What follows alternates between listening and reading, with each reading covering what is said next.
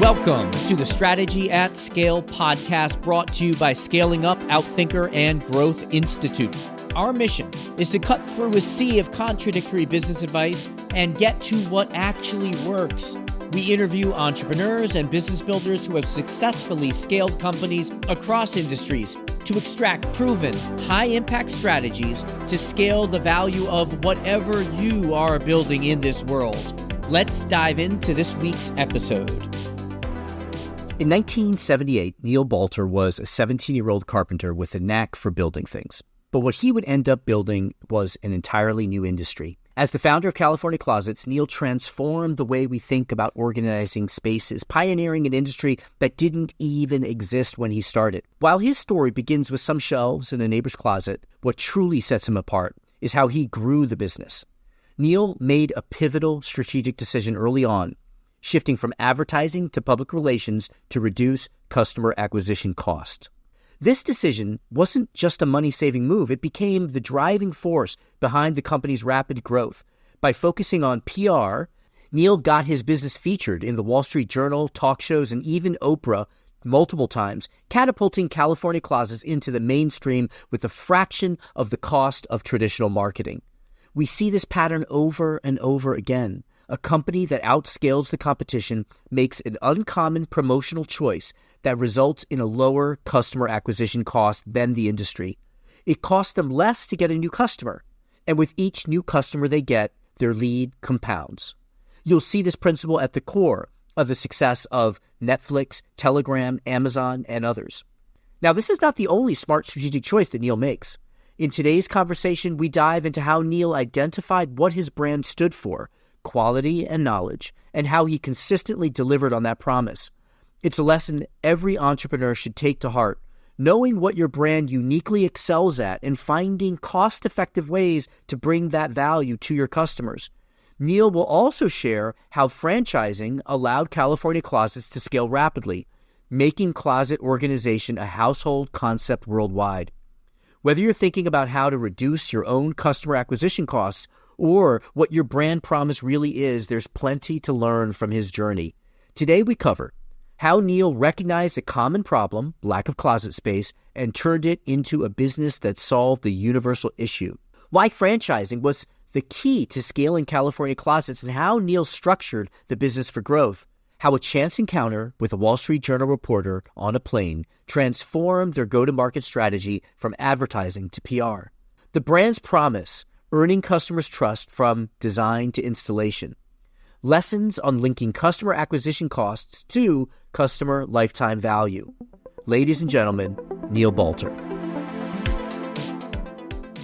I guess it sort of starts with, in my understanding, recognizing that there was this new market. And before you started California Closets, you were in high school, I think. Correct.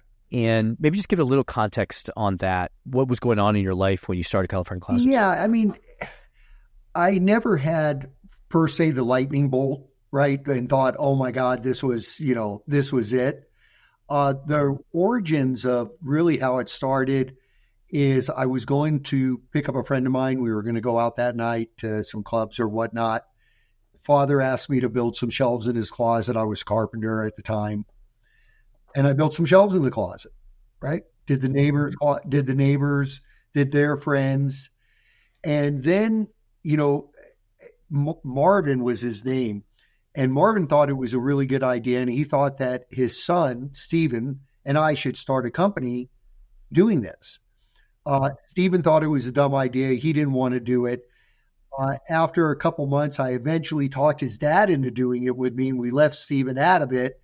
And was his dad a closet person, or no? Was he an entrepreneur? His dad owned a commercial collection agency, but saw how the product affected them and affected their lives and whatnot. As we go through this whole thing, the fundamental issue that you get down to is it was a good idea. Wasn't as about as low tech of an idea as you get, but it was a good idea, and it stumbled upon something that is a common denominator for everyone. Everybody looks at the before and after picture. 9 out of 10 people say, "How'd you get a picture of my closet?" right there. That's it. Because you're now having them reflect back to their own problem of how you can solve it. And over the 40 years, even if people couldn't afford it or didn't want to buy it, they always agreed it was a good idea, right? So Marvin gave me a van. He owned a commercial collection agency, and $2,000, and off we went, right? And this was in 1978. I was 18, and Marvin was doing it just to help me and whatnot. And, we did some flyers and whatever, we just... What did those flyers say? What was the problem that you were offering to solve? It always came down back in the first 10 or 15 years to the before and after picture, right? Here's your closet. It's a nightmare. This is what we can do for it, right? And so that was the fundamental, because again, when you can get someone to associate your solution with their problem, you're on the right track. So they look at that picture, that's their closet. Here's what we can do for it. Fantastic. Yes. Let's go. Wow. And how were people looking to solve that problem before? Before, because people were doing closets before me, but they would do just what I did. They would hire a carpenter and they would sit in front of their closet and say, add some shelves here. Nobody ever per se commercialized it or tried to make it a business. It was always hire the handyman, have him come over, build a few shelves in my closet, and off we go. Got it. Okay. And so what you were offering was an alternative to hiring a handyman to build something bespoke for you. Correct. And I guess maybe some people would just buy pre-made stuff that didn't quite fit. Sure, the Home Depot route. Yep. Right. Yep. And that was always there. But with us, like I said, we went out and marketed the product and made a market for it. It was always there, again, in a weird kind of way, but nobody specialized in it. Nobody marketed it. Nobody tried to set a strategy to create an industry for it. And this year, I know you were looking at it, but Cal this year, I think they're going to be up in the 800 million range. Amazing. Wow. It's unbelievable. That's right? amazing. Just unbelievable. Yes. The industry itself is probably a couple billion. If they're going to do 800 million, it's not hard for me to get there. I know it is crazy. Yeah.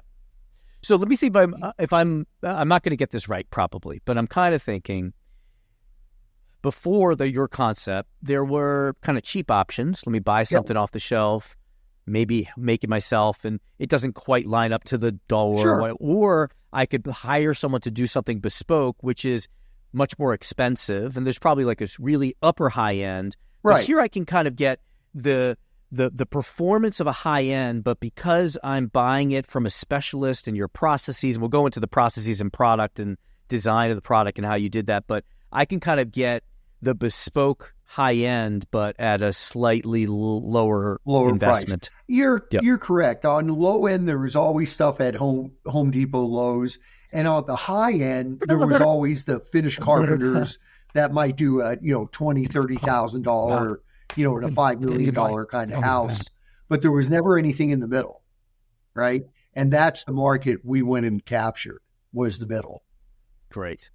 All right, so we're talking about this. We've got this positioning. We've identified, and I understand that you didn't predict it. You kind of like just followed the market. I kind of followed the market. It led me by a leash.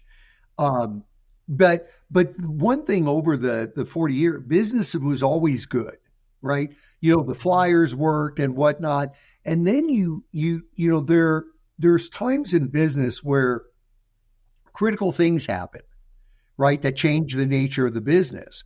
So, I was going along for the first couple of years with Marvin, right? I owned 80%, he owned 20%. I did all the work. He gave me a little office in his office to use, right? And we just kind of went along. By the end of the first couple of years, Marvin had enough of it. I bought him out, right? He was just there to help me.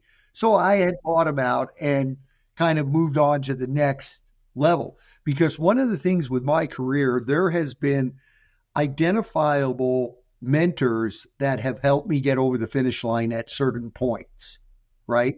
Marvin was the first mentor, right? Got me going and whatnot. So it was right about then that I had went back and took a college course at Pierce at the community college, right? And I met the professor there. I took 2 courses, sales and more, whatever. I met the professor there, this guy, Dave Siegel, and he was unbelievable. He had invented the convertible sofa, right? And had a company called Living on the Riviera and Castro Convertibles. Anyway, so David had sold the company, started teaching at the university to keep himself busy. David took me under his wing. He was my second mentor. And the difference with David, what he brought to the table per se, was to expand the marketing, right? Start advertising. So you go from flyers to advertising. Yeah, up until then, we never advertised. It was all flyers, word of mouth, just that's it. And by then, I probably had, 4 or 5 employees. Things were good. I had a couple guys installing now. I wasn't doing that anymore. I was just doing the sales. But I met David, and David, his deal was he loved the idea, right? Because kind of what he did with the convertible sofa, save space, right? Turn the room into, right? And, we were from a bedroom to a living room and back. It was kind of in that same zip code. Anyway, but David got me to clean up my act. Up until then, I had hair halfway down my back, whatever. And he said, "Hey, listen, if I'm going to help you, you got to clean it up." But David then brought me to the LA Times. Now, in his day, he was a huge advertiser with them. I mean, huge. Double trucks. Probably top 15 advertisers. So when he brought me there, I had lunch with the, senior VP of marketing and the director of marketing and advertising, all the top people in the private dining room, where I was this little tiny guy. If I called the Times, it would have been hard to get somebody to come out and see me. So he introduced me to that group, and those guys took care of me. They, got their art department to create some ads. They, we started advertising in the Times. All of a sudden, I was on page 3 on the upper right-hand corner. They had got the magazine, their weekly magazine, to do an article on us, right? It was a game changer. But let me be clear, though. At this point, are you advertising the product, or are you advertising franchise? No, we're advertising the product. Okay, you haven't started franchising yet. This would have been 1980, right ish, and we were strictly advertising the product, and it was good. I mean, when we started advertising it, things got better and better, and we was growing and whatnot. I mean, it worked. There was no question about it. It worked. So, David, got me to start advertising, right? Now, now I'm running 3 or 4 vans. I've got a couple salespeople working for me. The business is building. There's no question about it. And it was right about then that David gave me the idea to franchise. Okay. Tell me what was that like? Did you remember the moment or how it came up? Well, yeah, David, he was in the franchise business with Riviera and Castro and whatnot, so that was his wheelhouse. And he always, was always a big believer in the product, big believer that we could do it. And he said, Neil, the way to expand this thing is, why don't we franchise it? Franchising to start up is fairly expensive and whatnot. I didn't really have the money for it.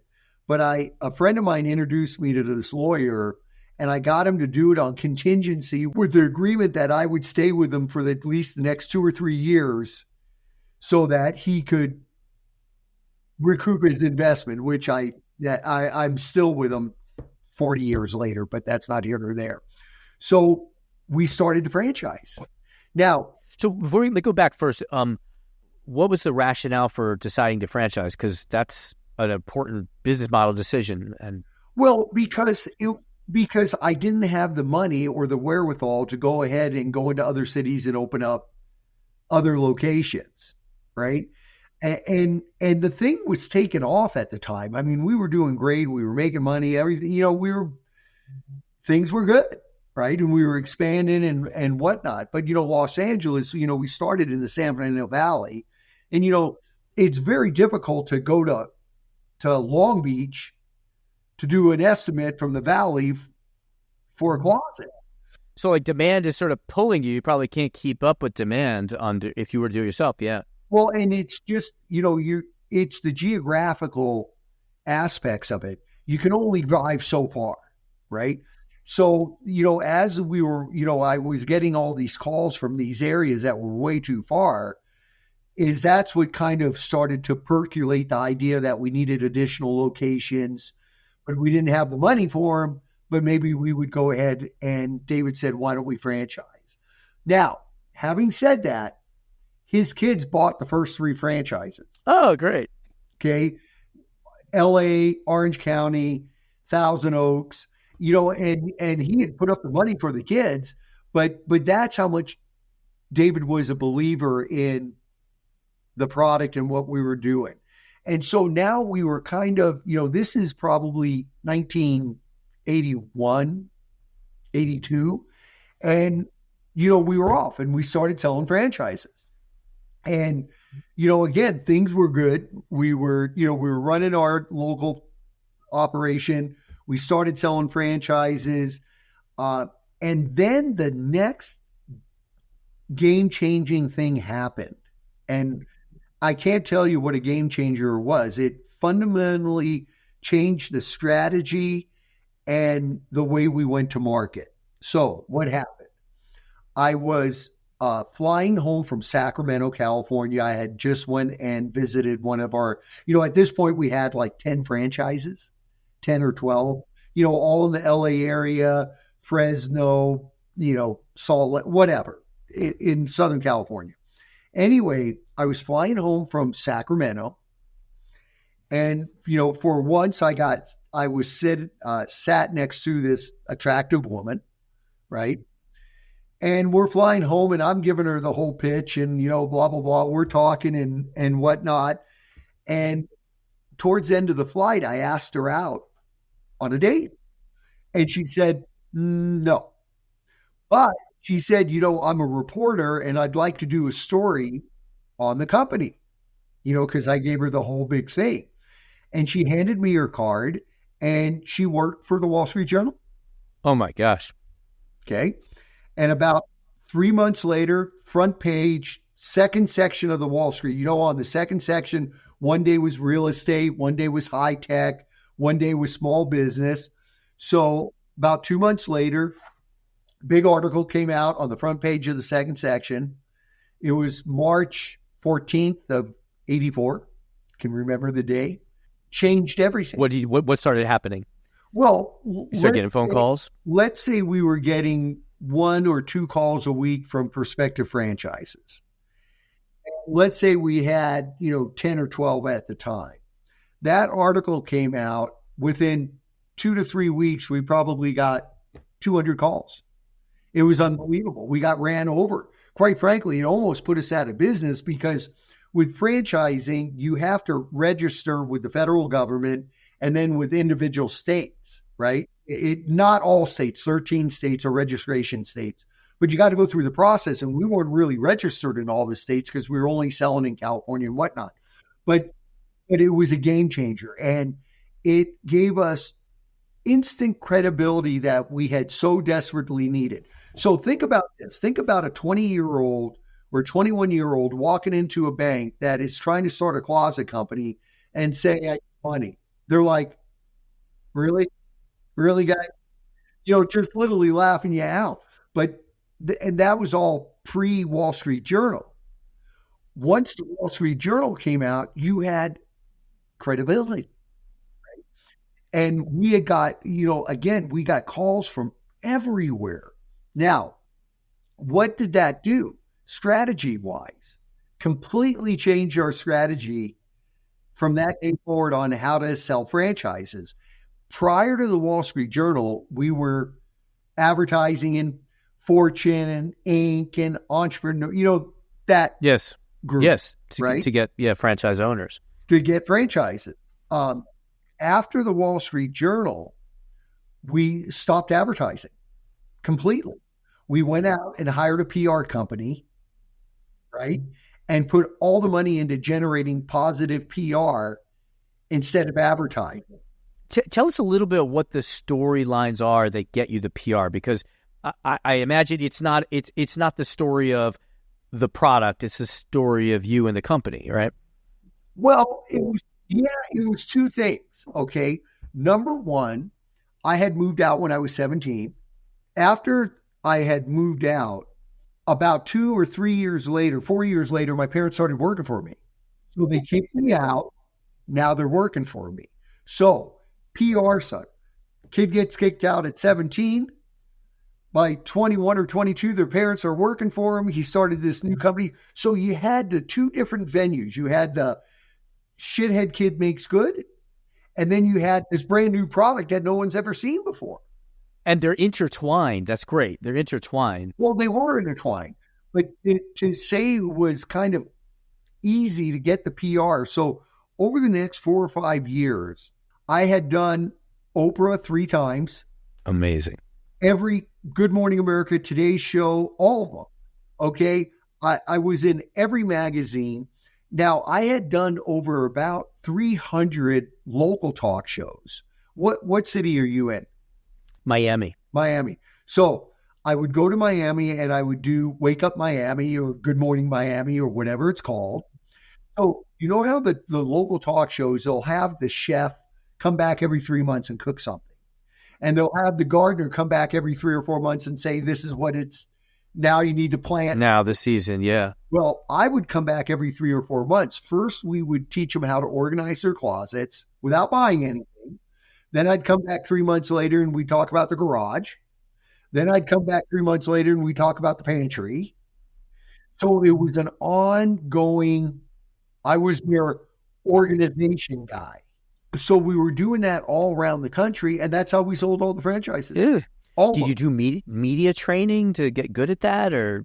Well, I did a basic, but one of the things is that what I believe is advertising is cursed. Okay, editorial is blessed. You could put the same format in advertising, and they take it with a grain of salt. But if it's in a story or on a TV show, they tend to believe it, right? So that what and forget about selling franchises. It was helping grow the business. Sure, yeah. The franchisees are thrilled that you are. I mean, there was two different things. Really, we were growing the business and top line sales, but then we were selling franchises from that, right? You do a story in People magazine, you get calls, you get in Forbes. I mean, pick your flavor out. We were in it, right? And it was a very strategic decision to quit advertising and dump all that money into PR and hiring a PR company and making it the fundamental basis of how we were going to grow the business in this retail side of it and acquire franchises. I guess you could say that your customer acquisition costs went from more than 0 to 0 because you're not paying for, you're paying for the PR. Well, you're paying agent, for the PR, I guess. but it's a lot less. Yeah, a lot less, right? So then that changes the economics. And the choice of franchising now allows you to keep up with demand, because if you didn't do that, probably someone would call you up and you say, I can't get there. And then they'll call someone else up, and that creates an opening for someone else to offer. Or they call up and they say, we want our closets and we don't have a dealer down there, but we're looking for franchises. And you sell franchise that way. Yes. Yeah. Oh, that's great. Okay, all of a sudden people, because they thought it was a good idea. Now, we definitely sold some that way. Yes. Where the initial inquiry was for a retail closet, and they ended up getting in the business. Great. Love it. Can you tell me a little bit about the product? Because we've covered like kind of promotion marketing, your business model. your kind of your mentors. But like, tell me about the product a little bit. I actually haven't been able to find a lot about this, but I do understand that you built like a product with a stronger base that allows more customization. There must be some modularity to it. Just talk us a little bit about that. Yeah, well, the product itself is, when you go back from the very beginning stages of it to where it is now, it's substantially different and it's much better. I mean, in the beginning, when I first started, literally used to go to Home Depot, buy the material, put it in the truck and cut it at the customer's house in their driveway. Right now, some of the big California closets now do upwards of $1.5 million a month.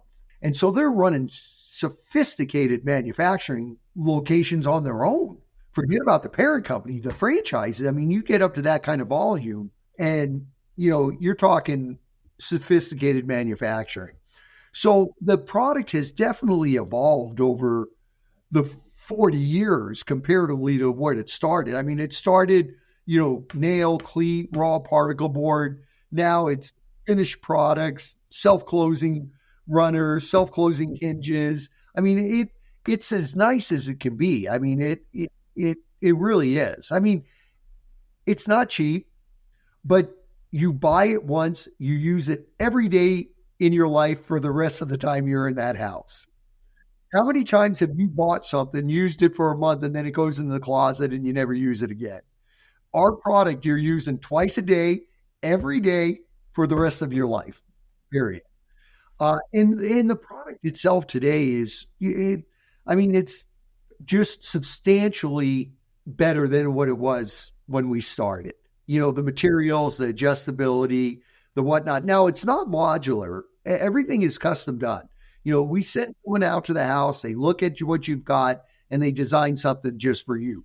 Now, you can add to it, if you wanted to, 6 months down the road, you wanted to add 2 drawers. Yes, we could do that. So in that way, it's a little bit modular, but the design itself is all custom. Everyone's different. Great. So how do you, I would imagine that training the people, that are working for the franchisee who are there talking to I've been impressed with the 2 different people that have come over. Like, they're just so knowledgeable. But I imagine getting them there, that does take a lot of training. It was tough. You're absolutely right. Getting people to take 2 weeks out of their lives to come for training, because it was 2 weeks. And then after the training, we sent people there for 2 weeks, different people for week 1 and week 2. But there was, to the franchise location, following around and to the actual location and whatnot. So there was the front end training and the ongoing training, and it was a lot. And you're not joking; it was tough a lot of times because we needed 2 weeks, not a week. A week would have been a lot easier, but the more work you do up front, the better results you're going to have in the future. It's that simple, right? And we wanted to make sure that everybody was trained and whatnot. And that's why we did initial training, in-field training, and then ongoing. There was always ongoing training for salespeople, regional meetings, national meeting, whatever. It was a never-ending battle. So it seems like I'm thinking of kind of where my head is. You put this thing out into the world. We will get to it. You eventually sell it, and it's still growing. You put something into motion that is permanent, or a sustainable competitive advantage, at least. One thing seems to be the fact that you create the market, so you kind of own the market with your brand. I think that the training must be a big effort. If someone wanted to copy that, that would be a big effort to try to replicate that knowledge. What would you say some of the other reasons are that someone else can't just come along and do it? One of the biggest issues, I think, honestly, is the brand. So here's an example of what I think the power of the brand. You remodel your house. Your wife wants a Sub-Zero. Well, this one's just as good. No, honey, I want a Sub-Zero. Okay? Well, it's a lot like that with Cal. It's a branded product at this point, and people want the brand, right? There's no question about it because it's branded, right? And so it's similar to the Sub-Zero analogy, right? The other ones are just as good, whatever. But when that consumer gets in their mind, they want that brand, you ain't shaking them. What's interesting about the Cal brand is there's like the brand beforehand while I'm selecting into your reputation. Afterwards, I'm using it twice a day and I'm interacting with the physicality of it. But in the middle, the people are such a big part of the brand and the experience. Well, yes, it is. And we were and am so customer-centric focused from the initial contact to the vacuuming up after we're done. Because here's one thing that you have to, the downside with closets. You want a closet. You don't have to have one. Okay. If your hot water heater breaks, you put it on a credit card, do whatever you got to do. You got to get your hot water fixed. Okay. You want a closet. You don't have to have it. So it is it's a very poster child for disposable income when you're going to spend a couple grand getting your closet organized.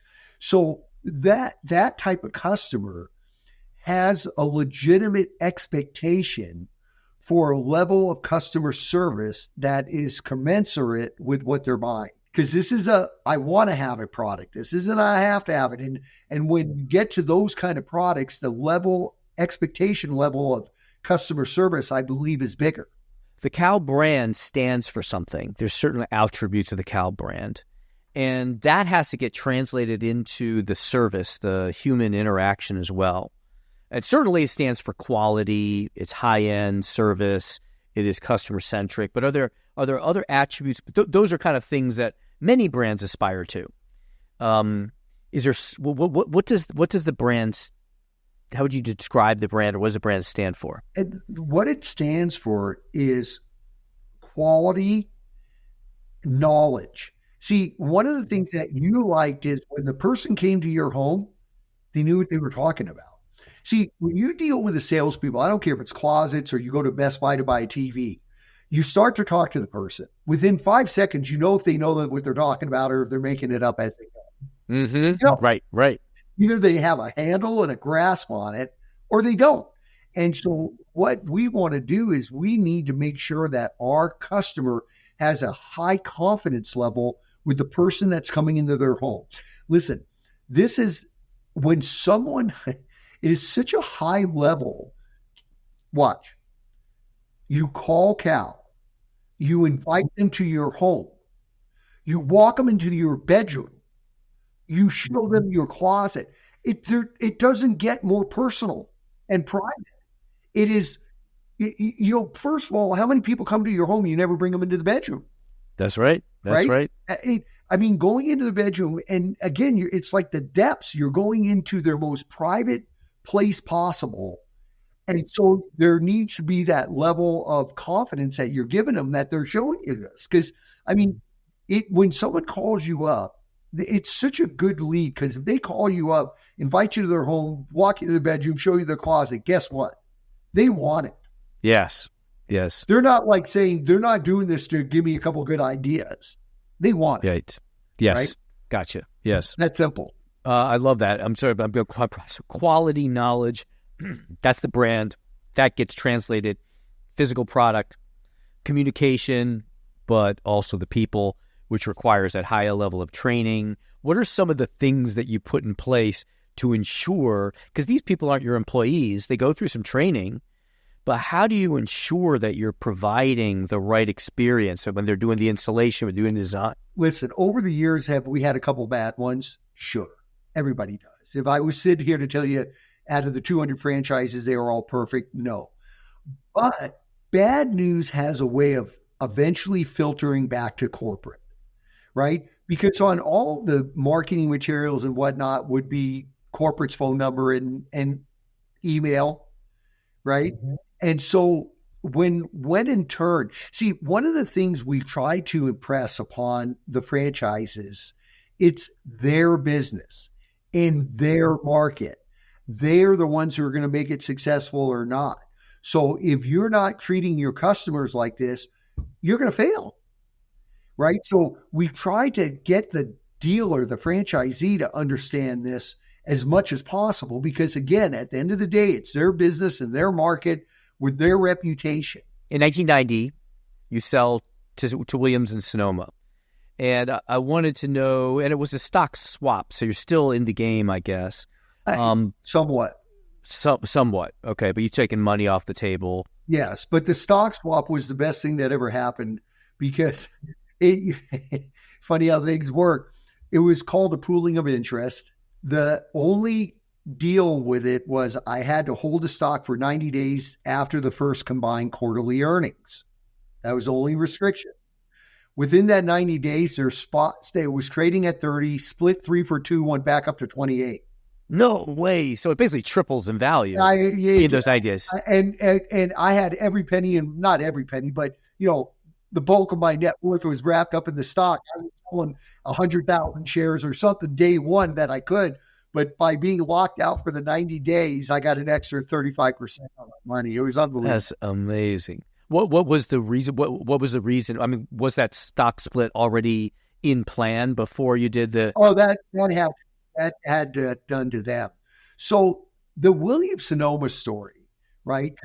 It's kind of interesting how the whole thing happened. It was unbelievable. I was at a friend of mine's house.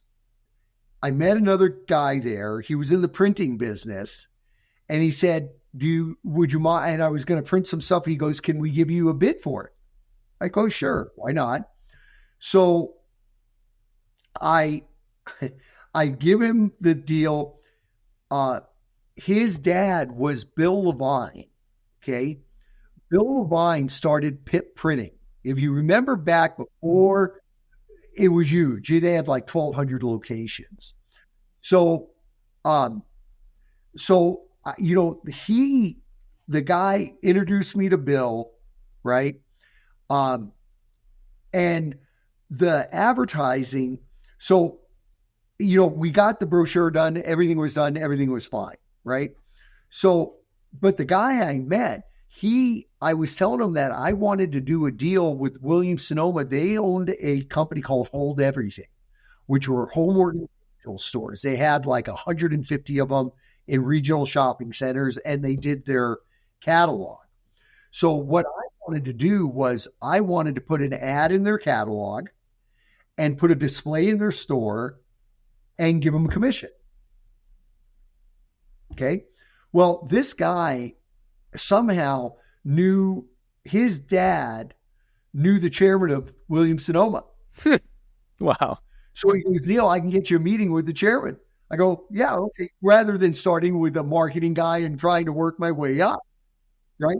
So I get a call from Howard's office. He was chairman of Williams-Sonoma. His secretary says he's going to be in LA. He wants to take you golfing. Can you meet him at LA Country Club? Blah, blah, blah, at 10 o'clock. Fine. So I go and meet him, and we're golfing. And, he said he had never heard of California Closets. Now, I don't know if he was pushing my buttons or he legitimately never heard of it. But I told him what we were doing, how, our whole thing and whatnot. And then after dinner, after golf, we went to dinner. He took me to some restaurant of his. In the middle of dinner, right, he gets up, walks over to this table of 4 women sitting next to us, and he said, ladies, do you mind if I ask you a question? Sure. Have you ever heard of a company called California Closets? And they all go off, and the one lady said, heard them. They did my closets. I love my closets. It's the best thing I ever did. It went on and on and on, right? So he sits back down. He goes, oh, you set that up, right? I go, Howard, you brought me to a restaurant I never even heard of, okay? So, but by the end of dinner, he said, have you ever thought about selling the company? I was like dumbstruck, because what he saw was we had about 1,500 salespeople at that point walking into 2 to 3 homes a day, right? He had a catalog and he had the retail stores. So he had retail catalog and I had in-home sales. So they were going to create a catalog for the salespeople to sell shoe boxes and hangers and all that stuff. And then they were going to put displays in the 150 stores to generate leads for the dealers. It just worked, right? It just made sense. So I wasn't looking to sell the company, not at all. I mean, it came out of left field. I can see there being also like a good overlap between their customers and your customers. Oh, there's no question about it. At least, same profile. Well, yeah, the Williams-Sonoma customer is a high-end, affluent, upscale. Again, want to have. I mean, half the stuff in that catalog is stuff you want, you don't need.